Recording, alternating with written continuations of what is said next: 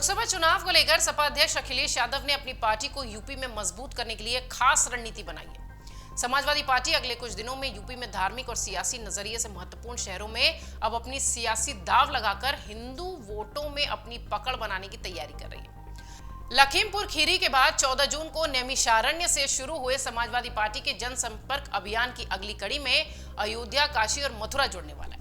Party के रणनीतिकारों के अनुसार जिस तरह से अखिलेश यादव ने नैमिषारण्य में हवन पूजन किया,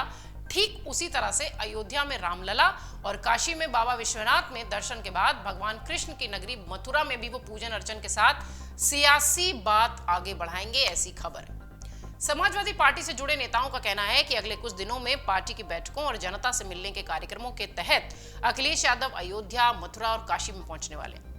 समाजवादी पार्टी के राष्ट्रीय प्रवक्ता और पूर्व मंत्री राजेंद्र चौधरी कहते हैं कि आने वाले दिनों में उनकी पार्टी के सभी प्रमुख नेता उत्तर प्रदेश के प्रत्येक शहर और जिलों, कस्बों तक पहुंचेंगे।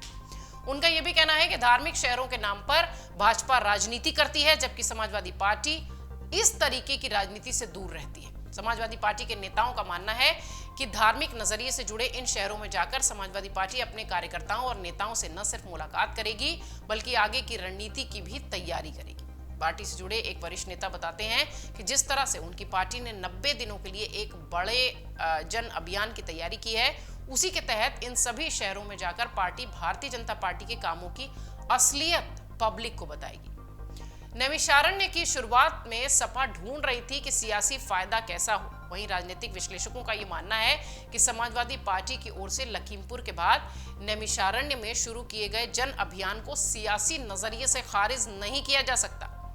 राजनीतिक विश्लेषक ये भी मानते हैं कि समाजवादी पार्टी जिस तरीके से ऋषि मुनियों की तपोस्थली नैमिषारण्य में पूजन अर्चन और हवन पूजन करने के साथ सियासी रथ को आगे बढ़ा रही है, उससे साफ संकेत मिलता है कि समाजवादी पार्टी भाजपा के हिंदुत्ववादी एजेंडे को टेक ओवर करने की तैयारी में है।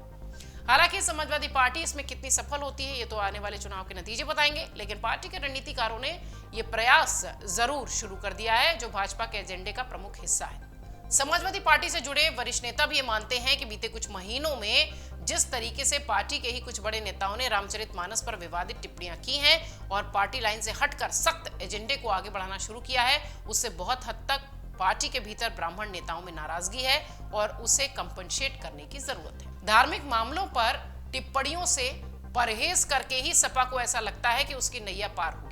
सपा के रणनीतिकारों में शामिल एक वरिष्ठ नेता कहते हैं कि पार्टी के प्रमुख नेताओं के बीच हुए मंथन में इस बात पर सहमति बनी है कि आने वाले चुनाव में जाति, धर्म, इस सब को लेकर सख्त टिप्पणी करने की कोई आवश्यकता किसी नेता को नहीं है और इसे लेकर पार्टी के मुखिया अखिलेश यादव ने अपने कार्यकर्ताओं और नेताओं को ऐसी ही टिप्पणी से बचने के लिए निर्देश दिए। पार्टी के एक नेता यह भी मानते हैं कि अगर कुछ महीनों के भीतर अखिलेश यादव सभी प्रमुख धार्मिक और सियासी शहरों में जाकर जनसभाएं और रैलियां करेंगे तो निश्चित ही इसका लाभ सीधे तौर पर समाजवादी पार्टी को मिलेगा। वहीं राजनीति पर पकड़ रखने वाले राजनीतिकार कहते हैं कि समाजवादी पार्टी के भीतर ब्राह्मण नेता अभी भी स्वामी प्रसाद मौर्य की टिप्पणियों से नाराज है और इसका विरोध करते हुए उसके बाद पार्टी ने अपनी लाइन स्पष्ट भी कर दी थी, लेकिन फिर भी धार्मिक भावनाओं को आहत करने वाली टिप्पणियों से बचने की सलाह दी जा रही है। चुनाव से कुछ महीने पहले समाजवादी पार्टी की ओर से इस तरह की टिप्पणियों को प्रतिबंधित करने का कितना असर होगा, ये कहना थोड़ी सी जल्दबाजी हो जाएगी, क्योंकि भारतीय जनता पार्टी समाजवादी पार्टी को उनके इसी विवादित बयानों पर घेरना शुरू कर चुकी थी। वो कहते हैं कि ऐसे संवेदनशील मामलों को समाजवादी पार्टी ने समझा तो जरूर है, लेकिन थोड़ा वक्त लगा है। अब इसकी भरपाई काशी, मथुरा और नैमिषारण्य जाने से कितनी दूर होगी, ये तो चुनाव के नतीजे बताएंगे। आप समझिए कि समाजवादी पार्टी की जो तैयारी है वो किस तरीके से है कि भाजपा ने 30 दिन का एक अभियान चलाया था, तो उसके बदले उसके बरक्स 90 दिन का अभियान सपा की तरफ से चलाया। समाजवादी पार्टी से जुड़े सूत्रों का कहना है कि भारतीय जनता पार्टी 1 महीने के भीतर उत्तर प्रदेश के सभी शहरों से मिलने का दावा कर रही है। उनका ये कहना है कि समाजवादी पार्टी 1 महीने से पूरे प्रदेश के लोगों से मिलकर 3 महीने का लक्ष्य रखा है पार्टी ने और योजना के मुताबिक इस पर काम समाजवादी पार्टी 1 जून से बढ़ा चुकी है। अगस्त तक पूरी रिपोर्ट समाजवादी पार्टी के मुख्यालय को सौंप दी जाएगी। पार्टी से जुड़े एक वरिष्ठ नेता और रणनीतिकार बताते हैं कि 3 महीने के भीतर समाजवादी पार्टी को भारतीय जनता पार्टी के दावों की जो रिपोर्ट मिलेगी, उसी के आधार पर समाजवादी पार्टी अपनी स्ट्रैटेजी बनाएगी, जिससे कि सियासी माहौल तैयार होगा। समाजवादी पार्टी से जुड़े सूत्र ये भी कहते हैं कि लोकसभा चुनाव में जनता से किए जाने वाले वादों का मैनिफेस्टो पर भी सीधा असर होगा, क्योंकि जनता से वादा जो भाजपा करेगी उसी के हिसाब से समाजवादी पार्टी अपना मैनिफेस्टो तैयार करेगी, या उसका आधार जो होगा वो इन्हीं सारी बातों के बाद होगा।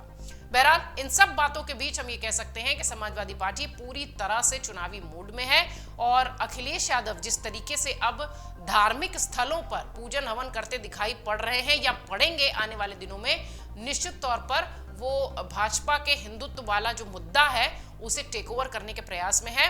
वो कितना सफल होते हैं ये तो चुनाव के परिणाम और सीटें बताएंगे। अमर उजाला अब आपके टीवी पर भी।